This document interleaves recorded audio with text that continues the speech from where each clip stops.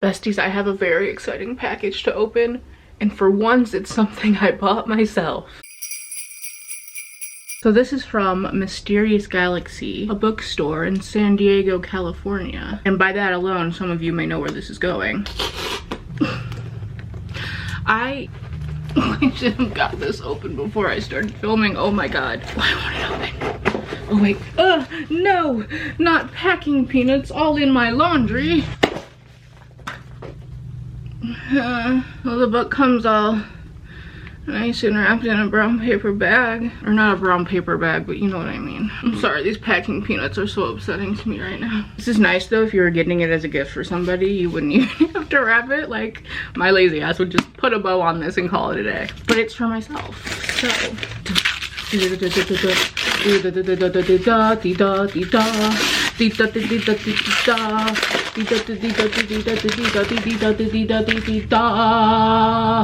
the Excalibur curse. And the reason I order from Mysterious Galaxy is because it comes signed and personalized. It says, Chibani, find your future. Oh, knowing this book, I'm gonna cry. It also comes with 2 art prints. Deadass, I'm not sure what this one is, but it looks like this. I feel like a fake fan right now. I'm like, what is this? It's pretty though. Also, I feel like it shows better on camera than in real life because it's a little hard to make out. But then this one, I'm gonna cry over this, is Guinevere and Lancelot. I'm not okay. I'm not. Oh, this cover. Look at this cover. Someone did ask for my spoiler thoughts on this book. If I had the brain cells to do it right now, I would. Maybe I'll try to do it later if I remember. And of course, we gotta look under the dust jacket because if you know this series, if you own these books, or if you've just seen them, it's always gorgeous. Oh. Hello. This is gorgeous. I need to have all 3 of them together. My babies.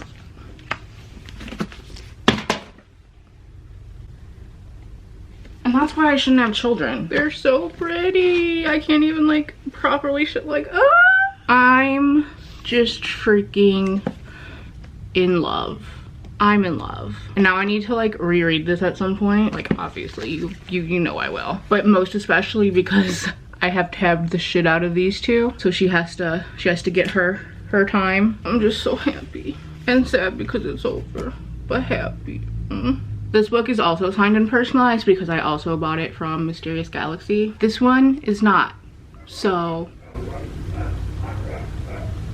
a dog is going absolutely insane outside, but at least it's not mine for once. So this one is being saved for the day I meet Kirsten White. It has to happen. I have to tell her how much I love these books in person. Manifest it for me, babes. All right, well, it's a little after 3 now, I think. So I'm going to be heading to the movie theater very soon to be seeing West Side Story. Very excited. I've heard nothing but great things about this. Not excited to look at Ansel Elgort's Predator face for 2 hours, but these are the sacrifices I make for Rachel Ziegler. And although I do love Rachel, it is strange to me why they wouldn't have cast an actual Puerto Rican actress. I have to imagine if you're Puerto Rican, finally getting a remake of this movie, because I'm pretty sure in the original, Maria is played like by a straight up white woman. So while obviously an actual Latino woman is better, I would have to imagine if you're Puerto Rican, it has to be disappointing. Everyone says it's very pretty though, that it's one of Spielberg's best films. I have expectations, Steve.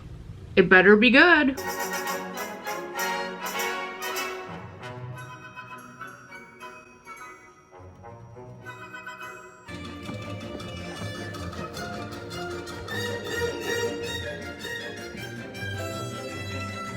So I just got back from seeing West Side Story and it was pretty good. I don't think it's like my favorite musical ever. Ansel Elgort looks like a literal toe, which is what he deserves. But Rachel was so good. I cannot wait to see what she does beyond this. And it was overall pretty good. Very visually pleasing. Lots of good performances. Just very long. And then the theater had the audacity to play 30 minutes of trailers. 30 minutes when this movie is like 2.5 hours. Then I came home and plugged in my lights and only half of them lit up, so I love that for me. My room is a mess. Still have to put my books away. I'm not trying to zoom in, please stop. I have to clean up those freaking packing peanuts. But before I do any of that, I'm gonna do something even funner. I'm gonna do some work because I haven't done any today. Really all I want to do is like read or watch the next Spider-Man movie, but gotta get on the grind, y'all.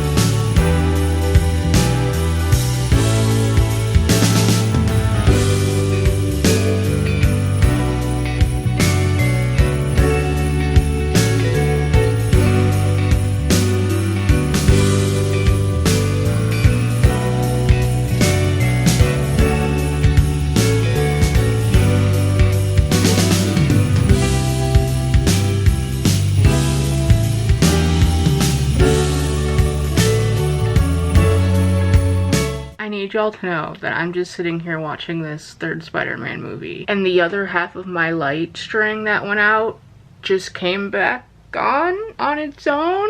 That's weird.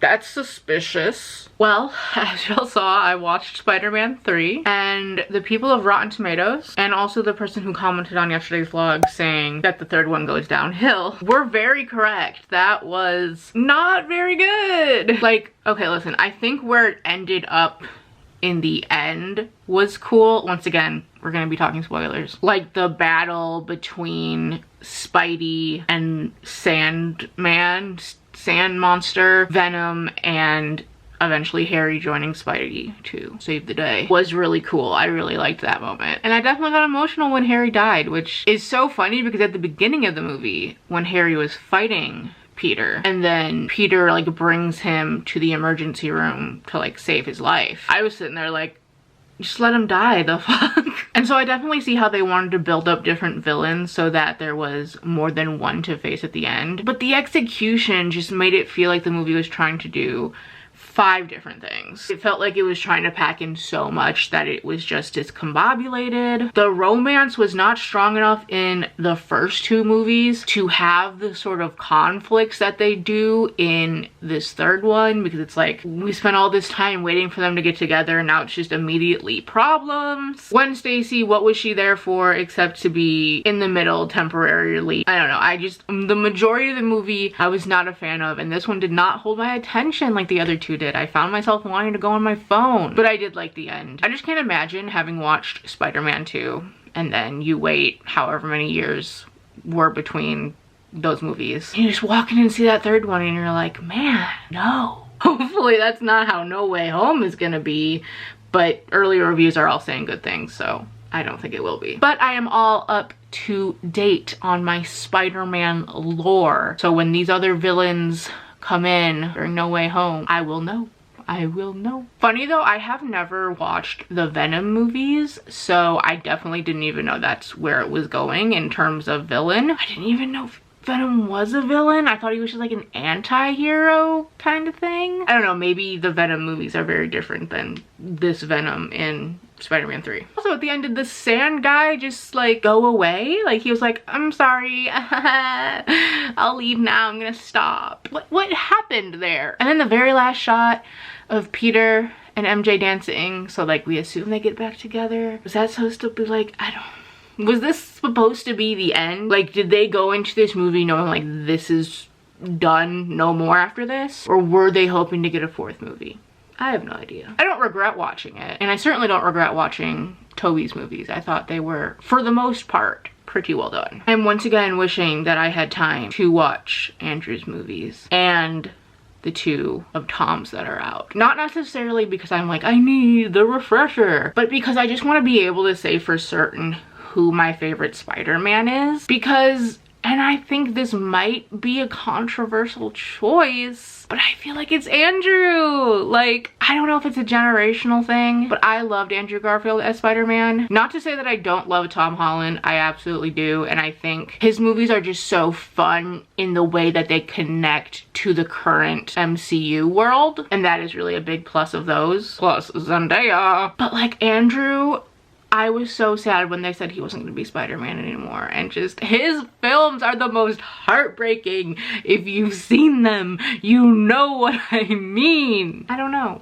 know. Like, I feel like it's still Andrew, but it could be Tom. I know it's not going to be Toby. Sorry, Toby. Yours were good, but I'm not part of that generation, so I think they were just not gonna mold to me as much as these others have. I would love to know though, if you've seen all of the Spider-Mans, who is your favorite? I'm sure most of you are gonna say Tom Holland, but I don't know. I love Andrew Garfield so much.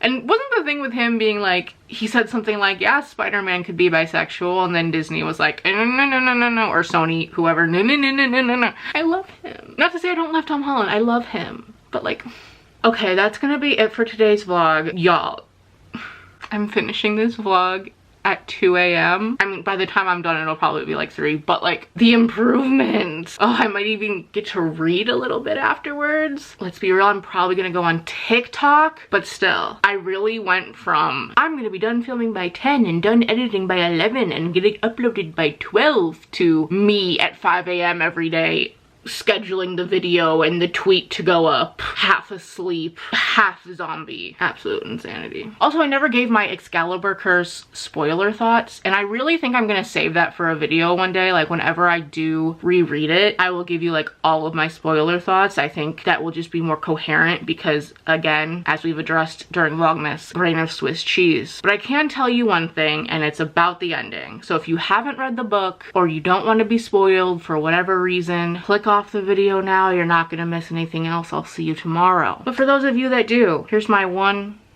spoiler thought about the Excalibur Curse. So the ending, we have Mordred sent away because he's been a little bitch and he's gonna go somewhere else, and they're like, whatever. And Guinevere got to, like, you know, explore her time with him, which was a little weird, but like, okay, whatever. Point being, the end of the book, she's sitting there with Arthur and Lancelot, and things are left pretty much wide open. It seems like she's coming back to Camelot, or maybe that was confirmed. See, Swiss cheese brain. Regardless, that is where she's at the end of this book. But like, romantically and everything, things are up in the air. Although it definitely seemed like she has a lot of love for Lancelot. Like, that was the one person she's like, I love you, Lancelot, which, like, I wasn't expecting it. It was so sweet. But she also cares for Arthur. And so what is one to do? An OT3, baby. That is my canon ending. How are they gonna make it work? I don't know. I feel like Arthur is one of those guys who are like, gay people are great, I love them. But then you'd be like, would you like to be in a polyamorous relationship? And he'd be like, hold on, my straightness is a little scared. Oh no. Even though it's 2 women. But also Lancelot is a knight and like more masculine coded. I don't know how it would work, but it would work.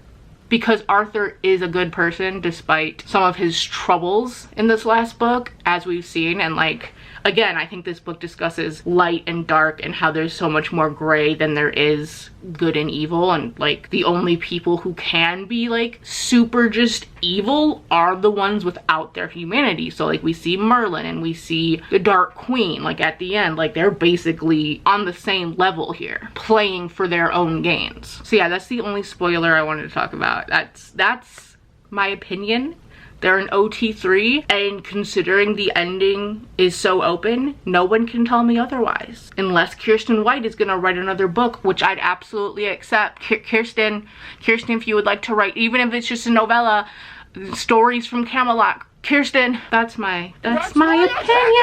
And I would love to know yours. Try not to be too spoilery in the comments. Okay, that's it. Bye.